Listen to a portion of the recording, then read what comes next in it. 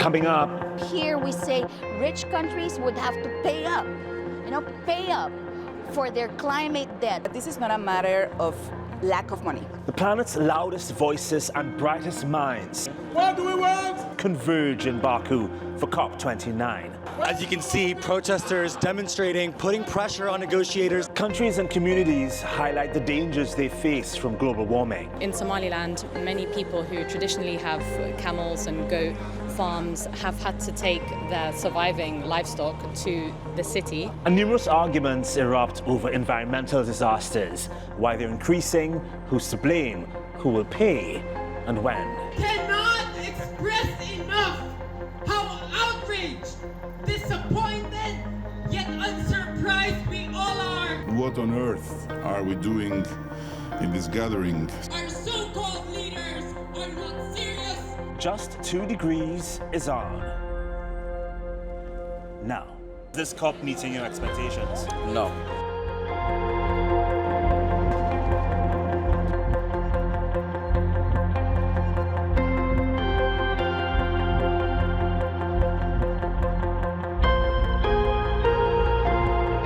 COP29. It is the most anticipated climate event of the year, whose relevance is so significant it cannot be overstated. Tens of thousands of activists, government officials, environment organizations, journalists, blah, blah, blah. Really, the numbers don't matter. What's important is whether any progress can be made from a system that many people increasingly believe does not lead to any real action on the issues that matter.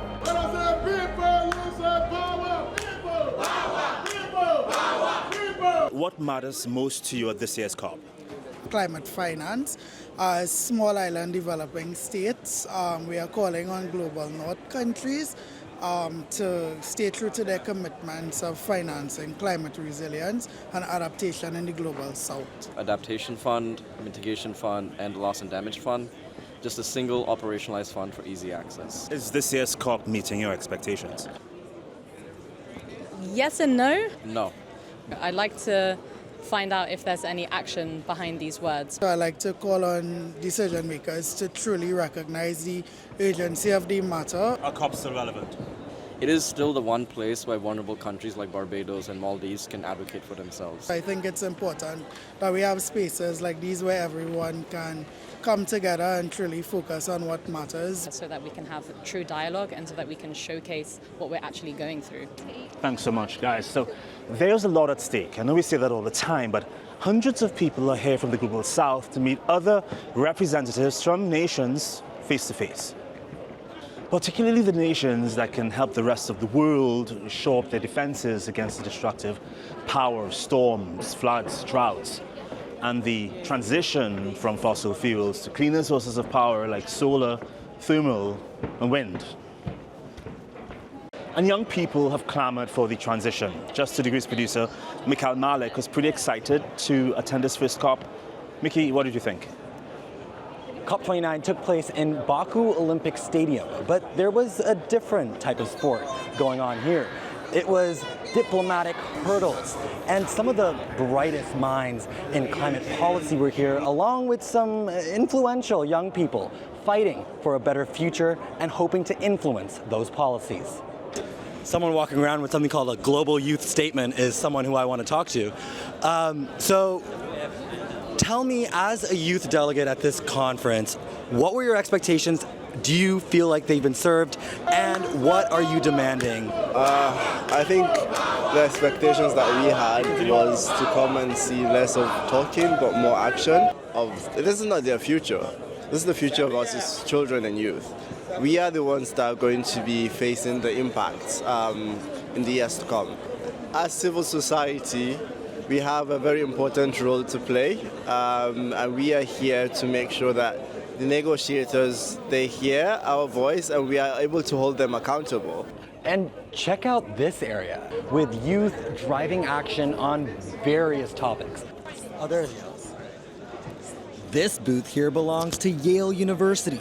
one of the higher education institutions in the United States that the fossil fuel industry has reportedly tried to influence with their cash. World, just 2 degrees. If I would imagine any university getting funded by an oil and gas entity, and that entity imparting their agenda on the institution to promote fossil fuels or the notion among the students, I don't think that would work. And of course, the biggest topic at COP29, climate finance. And we have to emphasize that this climate finance, these are reparations to the global south. And we need that in order to adapt to climate change and to address the losses and damages. Looking at the lights and decor, it's easy to see that COP may appear a bit superficial and posh.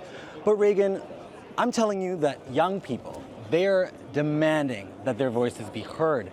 And they see this as an existential threat, one that they ultimately will have to deal with. Thanks, Mickey. So will COP29 deliver climate justice today so that future generations don't lose everything to an increasingly angry climate? I spoke with the summit's organizing committee to find out what they hope to achieve, for whom, and what the challenges were. I think for a lot of the people in Nevada, it's just job security. It's great meeting you, Reagan, TRT World. Mr. Rafiez, just before we came here, we spoke with some young people downstairs who were really concerned about whether COPs are still relevant. What's your response to that? Of course, COP is relevant. It doesn't have any alternative, first of all. We need to take this into account. The second, the process itself has delivered a lot to reduce the global warming, has delivered a lot to provide finance for the countries to fund their mitigation and adaptation related activities, and also it is an inclusive process. You have a really tough job. You're dealing with some of the most powerful people on the planet, some of the most loudest voices on the planet, young people. How you deal with circumstances between people who want fossil fuels to continue versus those who do not want fossil fuels to continue? What we are doing, and I'm as negotiator, the chief negotiator for COP29, I'm usually bringing the parties together, but at the same time this process itself bring different stakeholders together, let them a chance to speak, give them a chance to express their ideas. Why do they think that fossil fuels should continue? Why do they think that we should transition away or to phase out? And then to come to a conclusion in a multilateral setting. We've been getting lots of reports from Western media which is painting a very negative picture of COP29. I know last year at COP28, the then president, Sultan Al-Jaber, he said he had invited fossil fuel executives and lobbyists there because they need to be part of the conversation to end climate change. Do you feel the same way, or why was so many fossil fuel lobbyists invited if you knew you were going to be criticized so much? They are part of the solution. They are not only they can not only be considered as a problem or troublemakers, but they are also part of the solution. Every industry should play their part. Every industry has to also contribute to the efforts, global efforts. Do you see a role for fossil fuel companies as part of the global economy forever? Like, if not, can you give a time frame where you see them being phased out completely? I think fossil fuel companies, we see already the growing trend of fossil fuel companies transforming themselves to energy companies and adding more renewables or more clean energy into their portfolio. So it's not all about continued existence of the companies, but it's all about how do they continue their own vision. My final question to you, Mr. Rafiev. Can you give us the #1 climate challenge that Azerbaijan has? Why do you care so much about this COP? The biggest environmental challenge for us is a depletion of the water level in the Caspian Sea. So as the water level is going down, the biodiversity is becoming, the types of biodiversity elements is shrinking. The second is Caspian Sea is considered to be one of the important transportation hub. So as the level is going down, then this communication, transportation, importance of the Caspian Sea could be diminished in the future. Another controversial topic here is food, or more specifically, how our consumption habits affect the environment. Edith Nugeda, he's been on the show before. He's an activist with Plant-Based Treaty, which believes that animal products have no role in sustainability. Do you get the sense that food systems, veganism, the animal agriculture's effect on the planet is one of the core issues here that is being debated and being dealt with? No, not at all. It never is. It's always fossil fuels, which I mean, it's extremely important. This COP is about finance, most of all, which again is extremely important. But food systems are not really having a place. I mean, they do have a place. They do have negotiation tracks, but it's not really very much talked about. And especially when you talk to delegates, with negotiators, even within the agricultural track, we find an incredibly worrying lack of knowledge. Talk briefly about the successes that Plant-Based Treaty has had over the past year or so when it comes to getting organizations or countries or cities even to change their food systems and the way they deliver and distribute food. Right. So our strongest campaign at the moment is the city campaign. We have 34 cities around the world that have endorsed. We got multiple cities endorsing, and we got 4 cities in the last month. We got our first 2 cities in Africa, so that's already expanding a little bit more.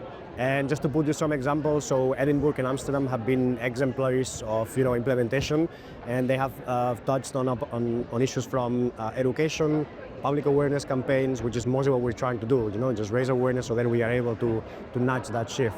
Also implementing carbon labeling, honest labeling, which is also what we were talking that we can see here. And basically everything has to do more around, again, raising awareness campaigns and giving the opportunity of people, availability of choice. Because even when it comes to food or not food, even if you want to do sustainable choice, sometimes it's not possible. So that's what we try to do, just create that possibility for people, and we see that when those possibilities are there and the options are good, people tend to do that. And what we saw last year in Dubai, for example, is that people were actually very happy with the plant-based food court. It was full every day, and people were saying, yeah, if it's here and if it's good, why not, So if you don't give the option, then you have terrible vegan options here, and then it's obviously already fitting into all these stereotypes, right? So COP29 organizers have created a schedule for protest action. It's been another controversial topic here. This one addressed nuclear power.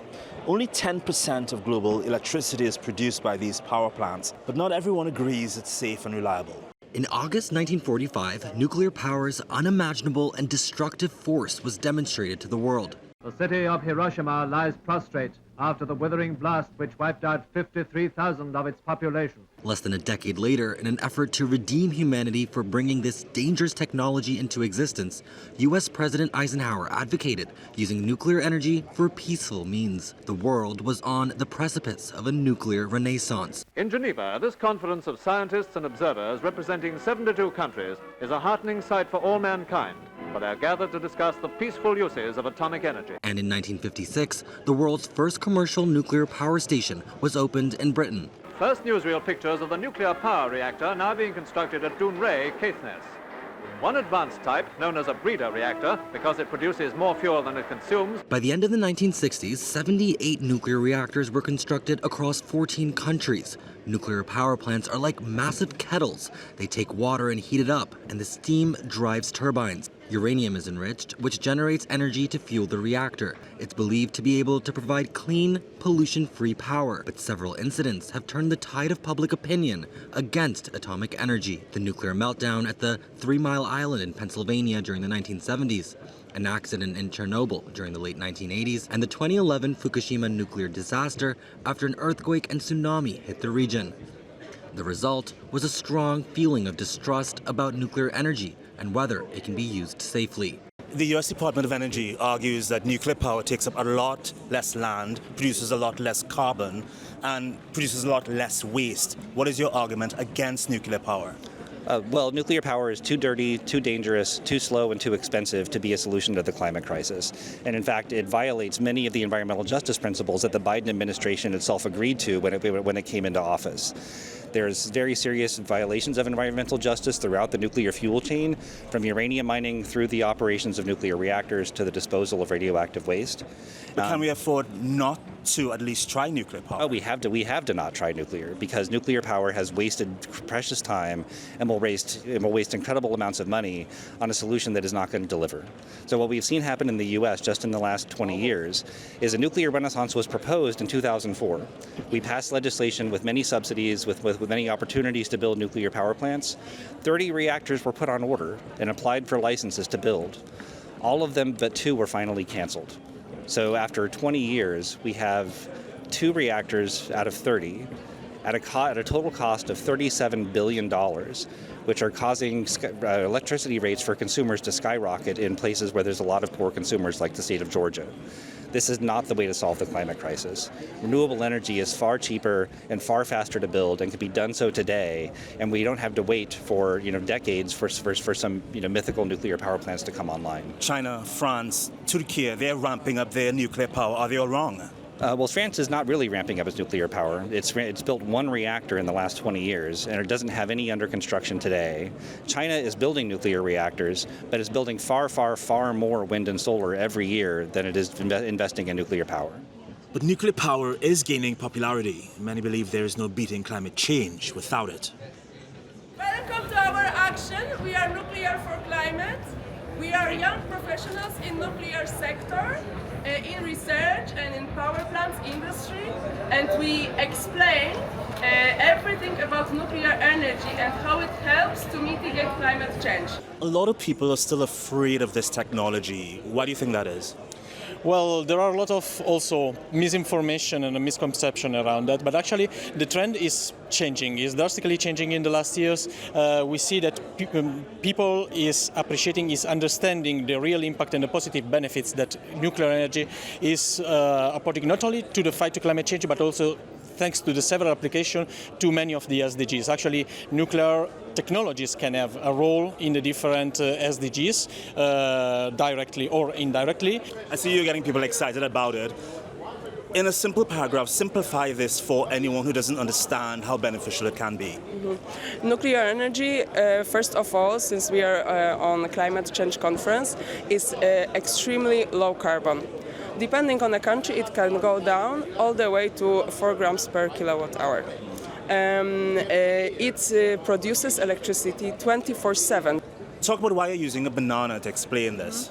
Yes, we use this simple symbol of banana because everybody likes bananas. It's a breakfast snack or something that you eat on the go. And actually, banana is a natural source of radioactivity, as much as living next to a nuclear power plant for a full year.